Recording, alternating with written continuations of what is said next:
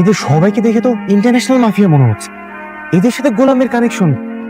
রহস্য এই গোলামের মধ্যে। হ্যালো মাই ডিয়ার সান, কেমন আছো তুমি? বসো।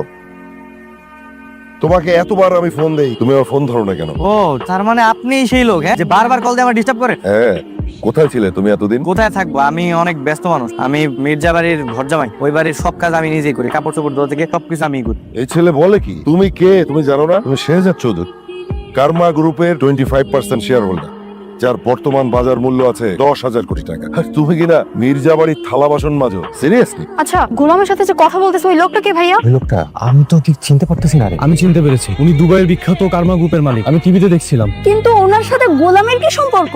রিউমার আছে যে ওনারা ইন্টারন্যাশনাল ক্রাইমের সাথে জড়িত। আমার মনে হয় গোলাম ওদের সাথে এই ক্রাইমের সাথে জড়িত আছে অথবা হতে যাচ্ছে। তাহলে তো সর্বনাশ, আমরা তো এখানে থেকে আমরাও ফেসে যাবো। চল আস্তে করে চল চল চল চল চল। চলো তাড়াতাড়ি পাল্লাই। তাহলে গোলাম? আরে গোলাম আমি বাসাতে দেখছি, ও তো বাসা ফিরবে। চল তো চলো চলো।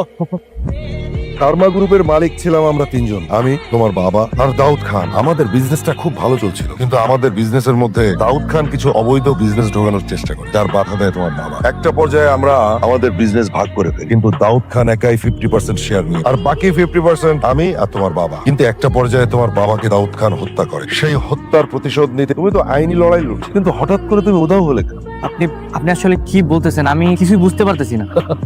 আমি যা বলছি আমি ঠিকই বলছি। দেখো, আমি তোমার বাবাকে অনেক ভালোবাসতাম, তোমার বাবা ছিল আমার বেস্ট ফ্রেন্ড। এখন আমি তোমার 20% শেয়ার বুঝিয়ে দিতে চাই। আপনার মনে হয় ভুল হইতেছে, মানে আপনি যারে খুঁজতেছেন সে আমি না। হয়তো আমার মতো দেখতে কেউ থাকে না পৃথিবীতে, একই রকম চেহারার অনেক মানুষ। দেখেন না, আমার আল্লাহর রাস্তা মাফ করে, ডিস্টার্ব করেন না, ঠিক আছে? আমি আসি। হ্যাঁ, আসসালামু আলাইকুম। বস, আমরা এখন কি করবো? চোখে চোখে রাখো, বাকিটা আমি পরে দেখছি।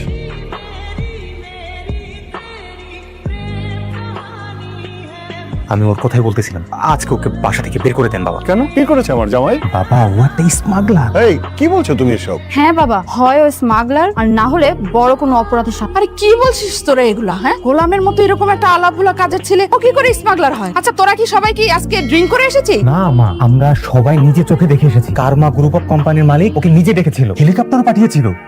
ওর কাছে পিস্তলও ছিল মা। বাবা, আমার মনে হয় ও ভোলা সেজে থাকা নাটক করে। আসলে ও গোপনে গোপনে এই হিরোইন, কোকিন এগুলোর অবৈধ বিজনেস করে। গোলাম, কি শুনছি আমি এসব? তুমি নাকি অপরাধ জগতের সাথে জড়িত, আর কার্মা গ্রুপের মালিক নাকি তোমাকে নিয়ে মিটিং করেছে। ঘটনা কি বলো? আরে না না শ্বশুর আব্বা, আসলে হয়েছে কি, ওদের মধ্যে একজনের চেহারা আর কি আমার মতো দেখতে, ওরকম হয়েছে। পরে আমার আর কি উঠে নিয়ে গেছে। আমি আসলে পরে আর কিছু জানি না। তোমার কাছে ওই যে একটা ব্যাগ পাওয়া গেছিল, পুলিশ তার মধ্যে পিস্তল পেলো, সেটা ওইটা ওরাই দিছে আমার, অগৈ ব্যাগ। আমি ফেরত দিয়ে দিই।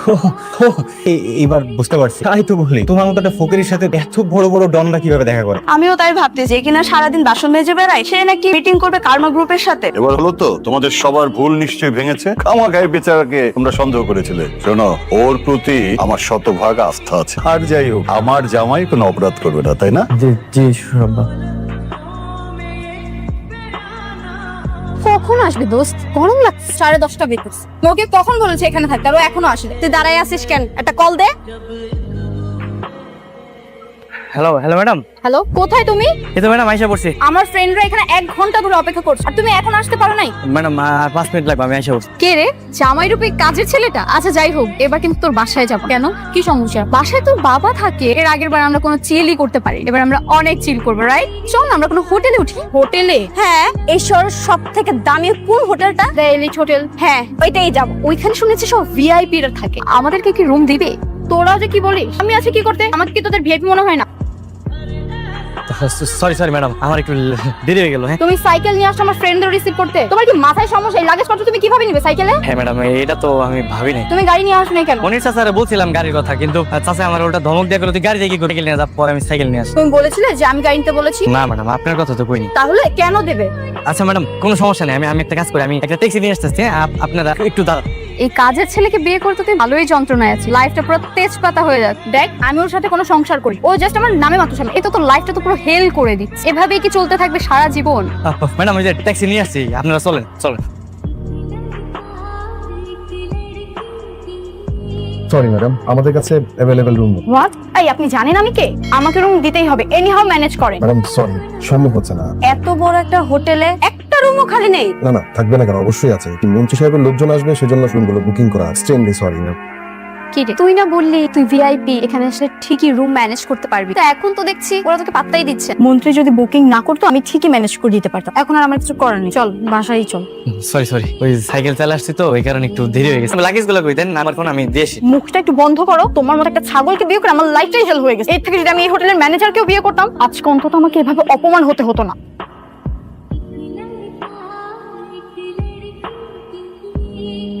স্যার আপনি? সালাম স্যার। ওয়ালাইকুম আসসালাম। স্যার আপনার পদার্পণে স্যার আমাদের হোটেল ধন্য স্যার। স্যার কোনো রুম লাগবে? কে একটু আগে না বললেন আপনাদের এই হোটেলে কোনো রুম খালি নেই, এখন ওনাকে দেখে বলতেছেন কোন রুম লাগবে? মানে কি? আরে স্যারের জন্য তো সব রুম খালি স্যার, কটা রুম লাগবে? স্যার আপনার মনে হয় কোথাও ভুল হইতেছে আর কি। তোমার কি মাথায় সমস্যা? ওনারা তোমাকে দুবাই এসে লোক ভেবেছে যার সাথে তোমার চেহারা মিলা। সেটাই তো আমি ওনারে বুঝাইতে চাইছিলাম। তুমি না একটা কাজের ছেলে, ওনারা তোমাকে 2 টাকার দামও দিত, কিন্তু অন্য একজনের চেহারা তোমার মতো যার কারণে এত ভ্যালু দিচ্ছে। এই সময়টাকে একটু কাজে লাগা। তো এটা তো মিথ্যা কথা, ওনারে তো বলতে হবে না। যেটা বলছি সেটা করো। ঠিক আছে। হ্যাঁ আসলে হয়েছে কি, পুরো তো আমার গেস্ট, আপনি ওদেরকে 2টা ভালো রুম দেন। Sure sir. ম্যাডাম আসেন, আপনাকে রুম দেখিয়ে দিচ্ছি, আসুন প্লিজ।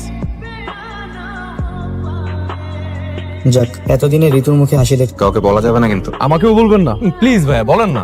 ঋতু হচ্ছে আমার সৎ বোন, কিন্তু বাবা ওকে একটু বেশি ভালোবাসে। তাই অনেকদিন ধরে চেষ্টা করছিলাম বাবার চোখে ওকে কিভাবে কালার করা যায়। একদিন রাতে, কিরে খাবি নাকি? কি ভাই এটা? আরে লাল পানি দেখিসনি? সিনেমার নায়করা খাই, হেভি মজা, খাইলেই ফুট।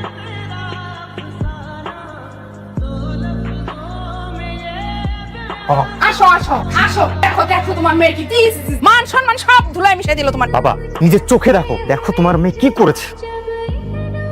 তোর এত বড় সাহস, তোর বিছানায় তুই একটা বাবা আমার কথা শুনো, বিশ্বাস করো আমি কিচ্ছু জানি না। বাবা একটু শান্ত হও। সম্মান যা যাওয়ার তো চলেই গেছে, এ তো আর ফেরত আসবে না। তুমি অন্তত এখন আর চিল্লাপাল্লা না করে তুমি একটু শান্ত হও। লোকজন জানায় কোনো লাভ নেই। এক কাজ করি, কাজের ছেলের সাথে তুমি ঋতুকে বিয়ে দিয়ে দাও, তাহলে আমাদের মান সম্মান আর থাকবে না। বাবা কাজের ছেলের সাথে আমি বিয়ে দেবো?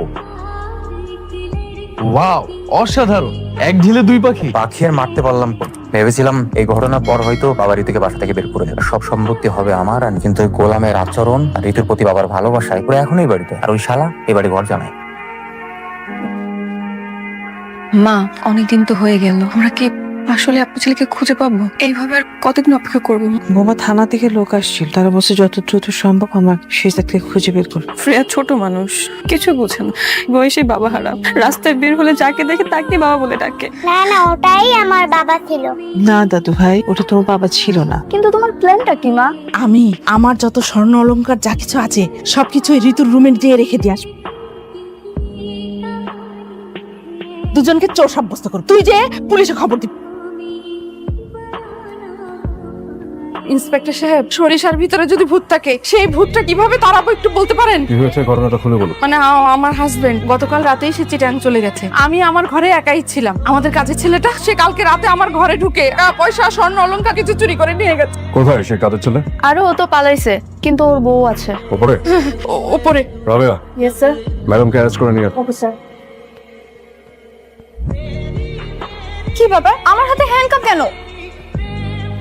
উনি কাজের ছেলের ভাই, তো ওনাকে তো দেখে মনে হচ্ছে উনি বাড়ির মালিকের। আপনি ঠিকই ধরেছেন, মানে আমারই মেয়ে। লজ্জার কথা আর কি বলবো, কাজের ছেলের সাথে বিয়ে হয়ে গেছে। আমাকে অ্যারেস্ট করেছেন কেন? সেটা থানায় গেলেই জানতে পারবো। বোন আমার, তুমি চিন্তা করিস না, কিছু হবে না। তোর ভাই এখনো বেঁচে আছে না? মারে, তোর হাজবেন্ড যা করেছে সব দোষ ওর, তোর কোনো দোষ নেই। তুই কোনো চিন্তা করিস না মা, যেভাবেই পারি আমরা তোকে ছাড়িয়ে নিয়ে আসবো। এই নিয়ে আসুন না।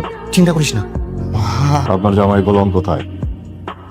এদিকে তাকান, আপনার চোর জামাই কোথায়? আচ্ছা আমি বুঝলাম না, চুরি হয়েছে ঠিক আছে, তো আমার মনে হয় না গোলাম চুরি করে। তারপরে যদি ও চুরি করে থাকে আপনারা ওকে অ্যারেস্ট করুন, আমাকে কেন অ্যারেস্ট করেছেন? আমি কি করেছি? আপনি হচ্ছেন গোলামের বউ। বাংলা একটা প্রবাদ আছে, টান টানলে মাথা আসে। স্যার ও কিন্তু আমার খুব আদরের ছোট বোন স্যার, আপনার কাছে একটা রিকোয়েস্ট স্যার, ওর সাথে খুব খারাপ ব্যবহার করবেন না স্যার প্লিজ। এই আপনাকে কথা বলতে বলছি, আপনি থাকেন আর আমাদেরকে আমাদের কাজ করতে দেন।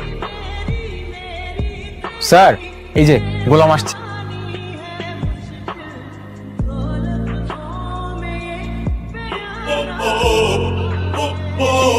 দাঁড়া আছো কেন, গেটটা খুলো। স্যার গোলাম। স্যার আপনি বললাম, ব্যাপারটা বুঝলাম না। অ্যারেস্ট করুন। এই চুপ, শাট আপ। স্যার এই বাটপাড়ের কথা আমরা আপনাকে অ্যারেস্ট করব। এই বাটপাটারে লকআপে ঢোকাও, যাও। না না থাক, ওনাকে লকায় পড়তে হবে। এই দাঁড়াও দাঁড়াও, স্যার যেহেতু বলছে লকআপে ভরা যাবে না, তো লকআপে ভরা যাবে। স্যার যা বলবে তাই হবে। এই ম্যাডামকে নিয়ে আসো, যাও যাও যাও। ম্যাডাম প্লিজ আপনিও চলে যান। স্যার আমি আপনার ব্যাপারে সমস্ত খোঁজ খবর নিয়ে আপনার মার সাথেও কিন্তু আমার কথা হয়েছে স্যার। আপনি কি অভিমান করেছেন? আর স্যার আপনি এইভাবে এই বাড়িতে থাকছেন কেন? নিশ্চয়ই আমারে সেই মাফিয়া গ্যাং এর শেজাদ ভাব নিয়ে আমার ভালোই লাগে। না মানে আমি কোনো অভিমান করিনি। আচ্ছা আমি আসি, হ্যাঁ আরেকদিন আসবো, আসি। ব্যাপারটা একটু কনফিউজিং, সামথিং ইজ রং। বাচ্চার একটা খাতা দেখান তো।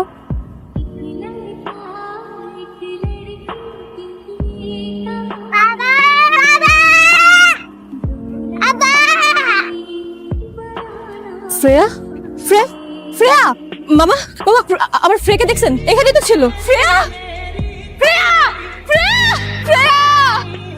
বাবা আমি তোমাকে আবার খুঁজে পাইছি, আমাকে আর যেতে দেব না। মামনি তোমার নাম কি? বাবা তুমি আমার নাম ভুলে গেছো? আর মা আমি তো তোমার বাবা না, রাস্তায় তুমি এরকম একা একা ঘুরতেছো কেন? তোমার আম্মু কই? শ্রেয়া শ্রেয়া